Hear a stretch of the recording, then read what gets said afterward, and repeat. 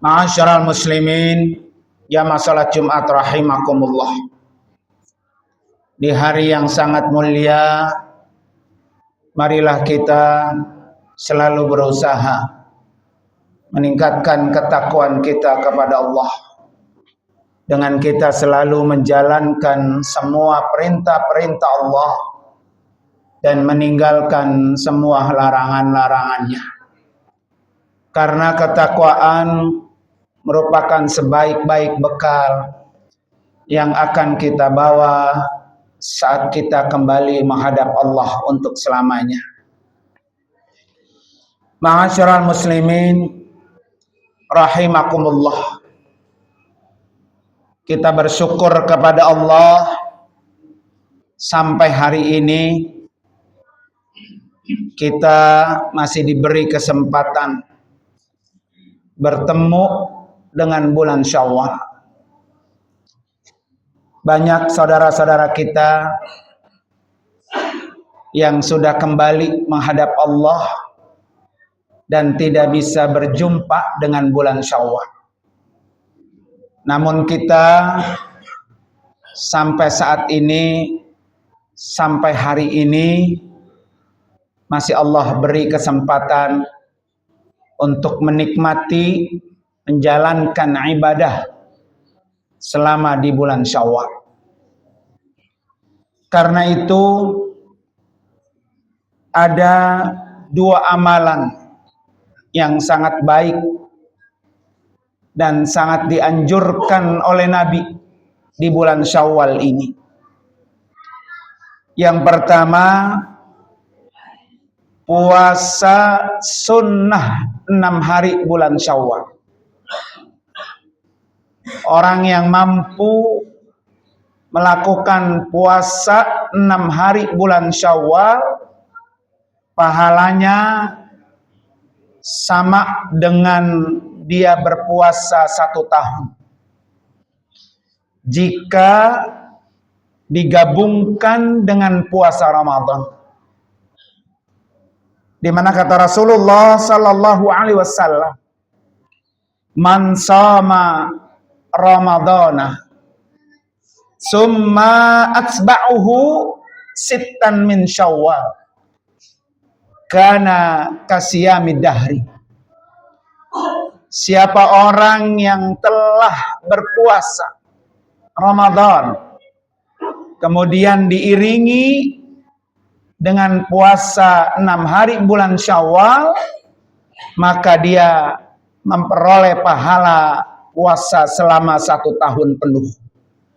Hadis riwayat Imam Muslim. Ma'asyiral muslimin rahimakumullah. Perintah puasa 6 hari bulan Syawal, ada ulama yang mengatakan sunnah berurutan dari sejak tanggal 2 Syawal sampai 6 hari kemudian.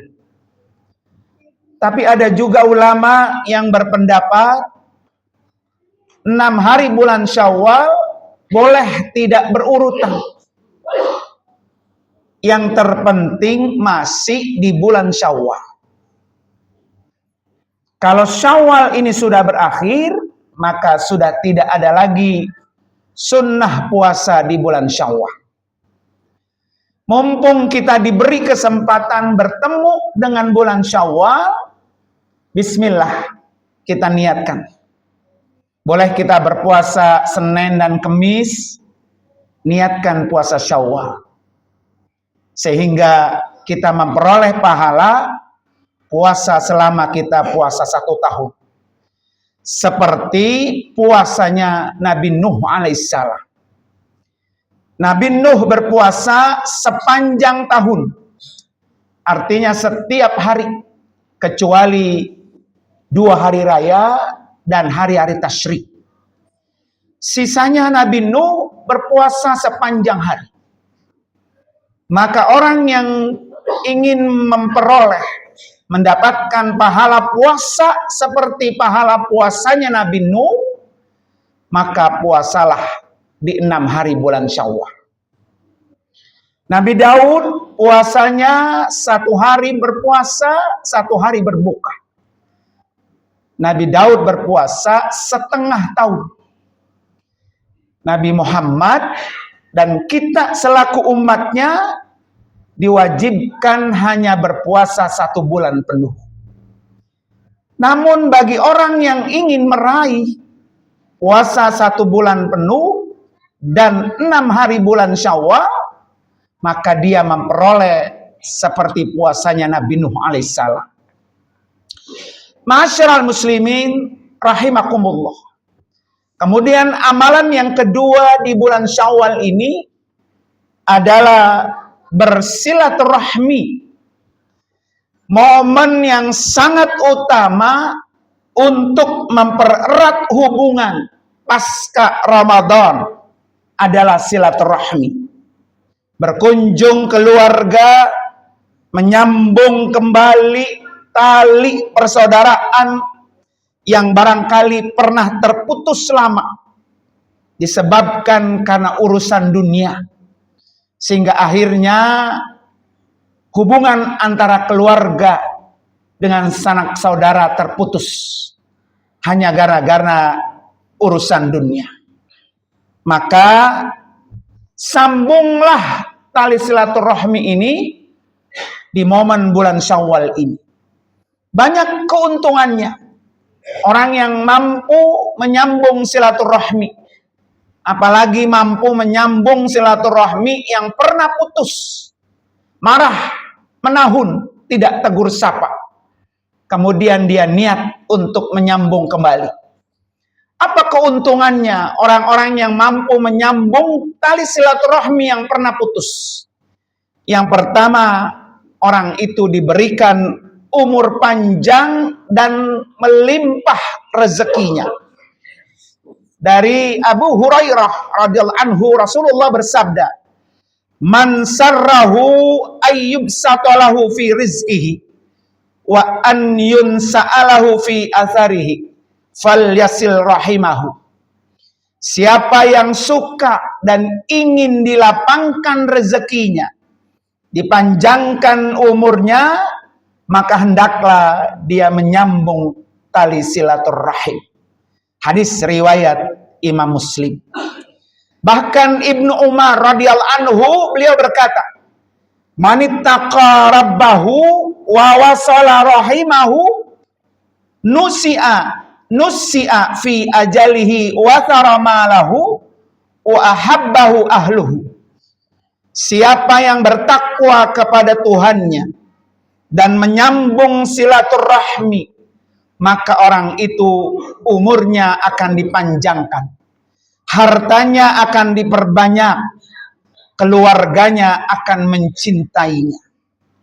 Maka carilah rezeki dengan sering bersilaturahmi. Panjangkanlah usia kita dengan sering bersilaturahmi.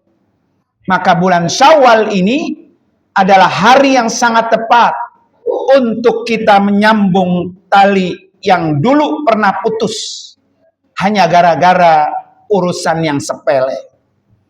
Dunia ini, kata Allah, mata'ud dunya qalil wal akhiratu khairul liman ittaqa.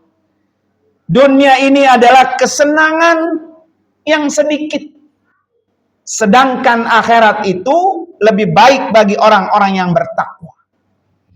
Jadi untuk apa kita perpanjang amarah kita, dendam kita, benci kita, sehingga akhirnya memutuskan tali silaturahmi? Itu semua hanya urusan dunia. Dunia itu hanya kenikmatan sesaat, sangat sedikit. Dunia ini akan kita tinggalkan selamanya. Tidak mungkin kita akan hidup lama di dunia ini. Esok dunia ini akan kita tinggalkan. Harta yang berlimpah, rumah mewah, kendaraan yang berharga, jabatan yang tinggi, semuanya tidak akan ikut ketika kita berada di alam kubur. Semuanya itu akan kita tinggalkan. Maka Yang akan kita lakukan adalah kita akan hidup di alam akhirat yang abadi. Dan itu selamanya berada di dalam surganya Allah Subhanahu wa ta'ala. Kemudian keuntungan kedua, orang-orang yang menyambung tali silaturahmi adalah orang itu ciri-ciri penghuni surga. Orang-orang yang mampu menjalin silaturahmi telah dijelaskan di dalam Al-Quran sebagai penghuni surga. Di mana kata Allah, walladzina yasiluna ma amarallahu bihi ayyusala wa yakhshawna rabbahum wa yakhafuna su'al hisab. Orang-orang yang menghubungkan apa yang Allah perintahkan untuk disambungkan, yaitu silaturahmi, takut kepada Tuhannya dan takut pula pada hisab yang buruk. Al-Quran surah Ar-Ra'd ayat 21.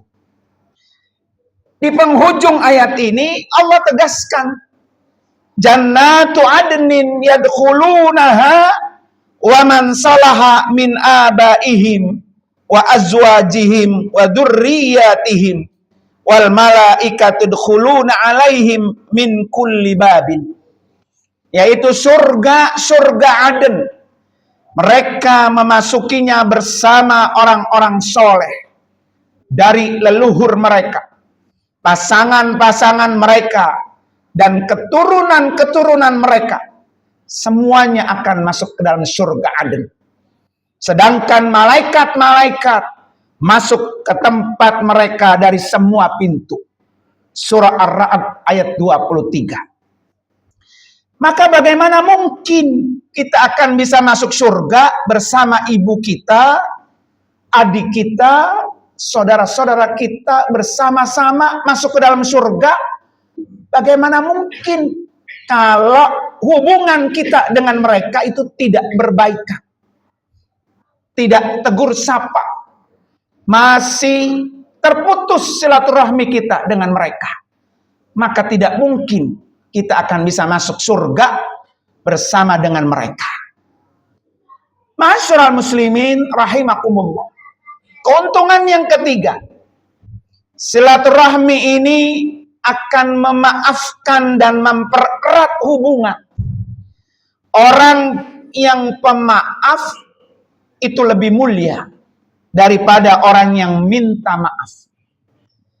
Karena orang itu mampu menunjukkan kekuatan hatinya, ketakwaan dan kelapangan dada untuk melepaskan kezaliman yang pernah disakiti. Memaafkan itu mendatangkan kemuliaan dari Allah. Siapa yang mudah memaafkan kesalahan orang, maka Allah pun akan menganugerahkan kemuliaan kepada dirinya. Dari Abu Hurairah, Rasulullah sallallahu alaihi wasallam bersabda, "Wa ma zadallahu 'abdan bi'affin illa 'izzah." Tidaklah Allah menambahkan kepada seorang hamba yang punya sifat pemaaf, melainkan akan semakin memuliakan dirinya.